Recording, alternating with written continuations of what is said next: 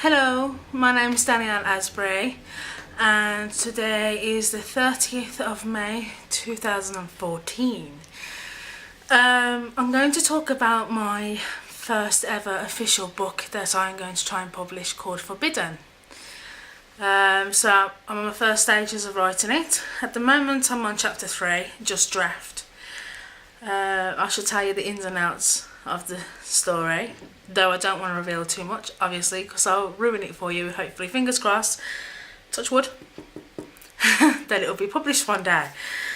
So, the story is set during the Second World War, the end of Second World War, so it's 1945 in May, April and May. So it's only the last few months of the war, and it's based on two main characters, male and female. The female is a young British woman who lives on the farm. Her mother sadly passed away during the Blitz in 1940. Her father fought in the First World War. He had real bad trench foot disease. He's still got post-traumatic trauma from the Second World War, but his wife, when she was alive, kept him happy, kept his mind busy. But since her death, he had spiraled into a dark pit. He's gone back to drinking. He doesn't have a very healthy relationship with his daughter now. The main character's name called Elsa. Elsa looks a lot like her mum. So every time he sees her, he sees his wife that he no longer can see and hold and touch, and who he missed dearly. But because of his traumatic experience during the First World War, because it's during the Second World War, it's all coming back to him, because obviously he's hearing on the radio news of what's been going on. So Elsa is on her own. She has no siblings. So she's on a farm with an abusive father. She's getting abused by being beaten up. So that's all I can say on that one. The other character is someone completely different. Different in ways that he's a man. And also he is a German pilot. And his name is called Sven. I don't want to reveal too much about him, but he's a pilot. He actually has an American father, but he had died. His mum's a full German, so he was brought up in Germany in a nice quiet village. I do not know yet as to what village, but I'll research. His mum married a German doctor.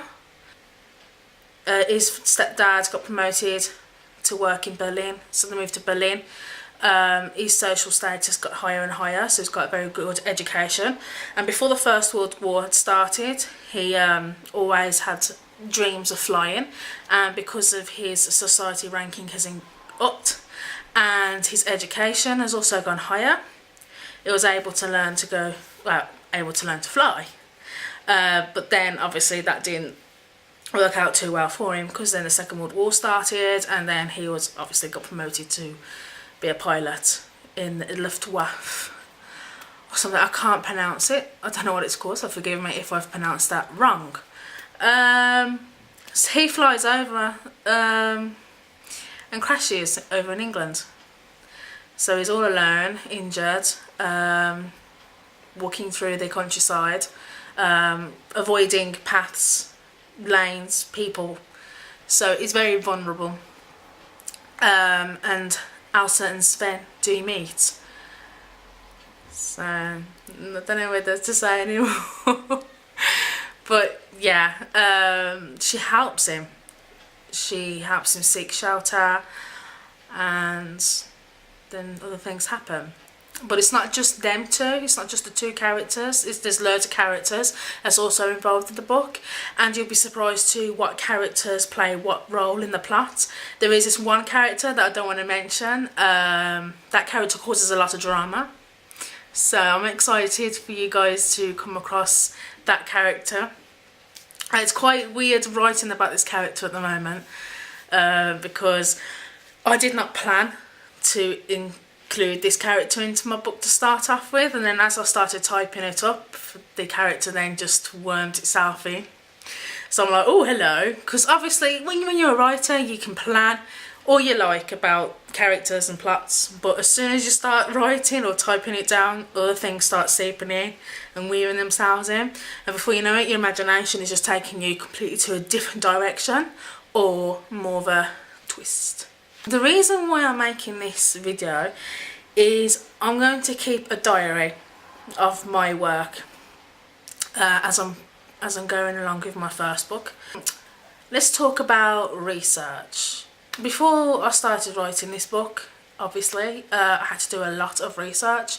It came to the point that I did that much research. I was actually dreaming about Germans, dreaming about pilots. I dreamt about Sven, so it was haunting my mind. I spent days upon days of researching, writing everything down, from uniforms to what the war, what would have been trained during the flights.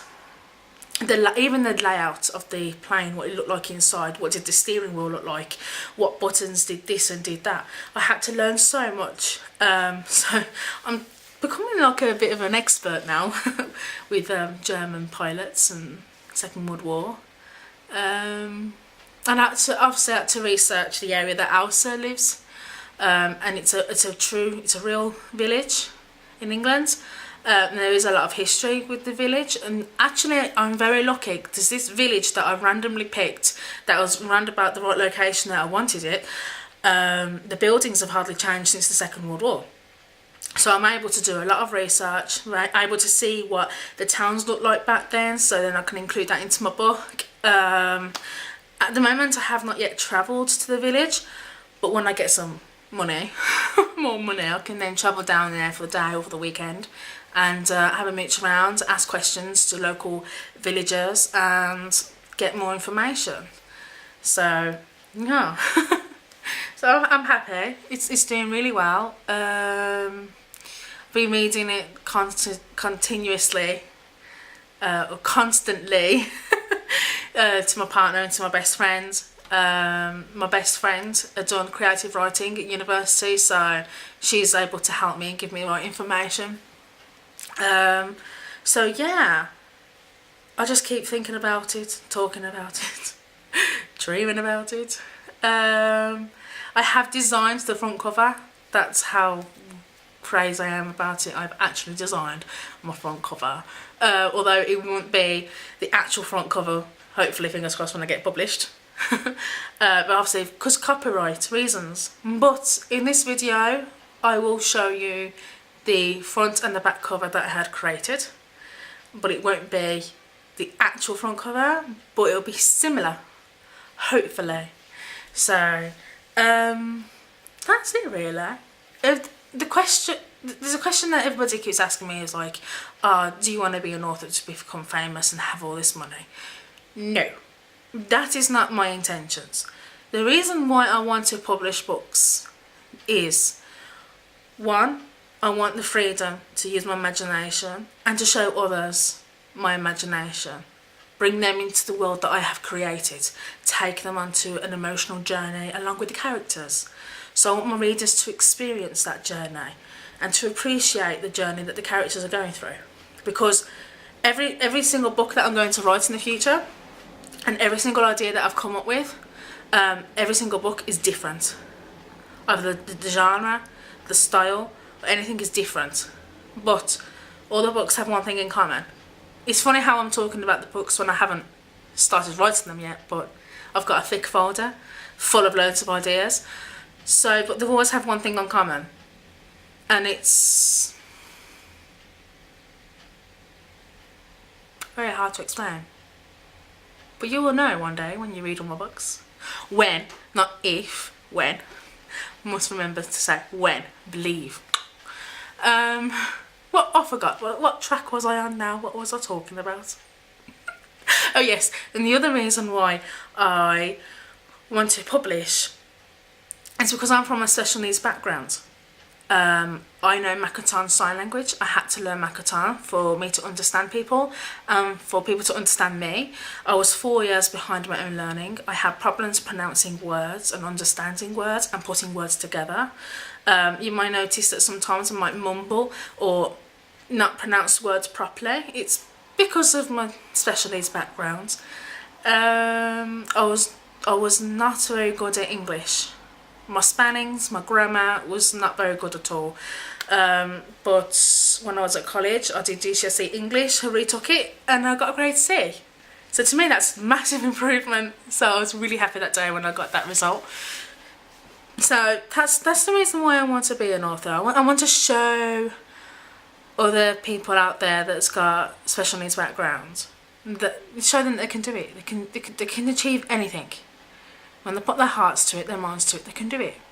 And that's what I want to do. I want to inspire people out there. People that have probably got dyspraxia or dyslexia. I know there's one other writer, there's a few actually out there that had dyslexia and had published books. You know, massive respect to them. And I want to be part of that, where I help people out there and show them that they can do it. You might have people that come up to you and say, oh, you can't do it, you're not good enough. I've had that. I still do have that. But I'm not letting that stop me in achieving my dream. In fact, I use all my enemies and haters as a fuel for me to achieve. Because then the more people that will say to me, you can't do it, you can't achieve, then the higher my throne will be when I sit on there, when I achieve and go, ha, I did it. And it's true. Still to this day, I have people even closer to me than you'll think said to me, have you wrote it properly? Oh, she's in dreamland, she can't do it. I will do it one day. I will. I promise you. I promise to myself. And I promise to you. And I promise to my haters as well that one day I will publish one of my books. Or all of my books. So that's my drive, that's my ambition, that's my goal. And that's my forbidden. So this is my first video. The next video after this one, obviously, will be about more researching and me writing further down the line of my book. That makes sense? Okay, thanks for watching. Bye bye.